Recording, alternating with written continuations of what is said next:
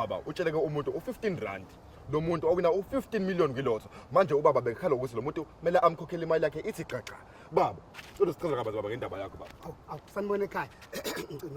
hayi baba ngizokubambela awumsebenzi ibambela nomzane ubuthi lo muntu baba umtsheleke u15 rand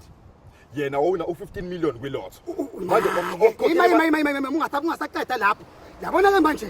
uyalibona la ukuthi njani sivotile kodwa manje sisaqhubeka siyasho naletiyela la le party lesivotelile kade litiyela ingekho la sebeyazi manje ukuthi sekusondela ama-election sebezofaka itiyela indaba yakhe ya15 rand oh indaba okay yabona angifuni ukuyikhuluma indaba yaloyo lo ngeke ngikwazi ukuthi mina ngimnikeza 15 rand uzowuna 15 million bese sokunikeza 15 rand mina futhi manje baba ucabanga ukwenza njani ngalokho yabona ngizohlangana khona naye yabo mdafu hayi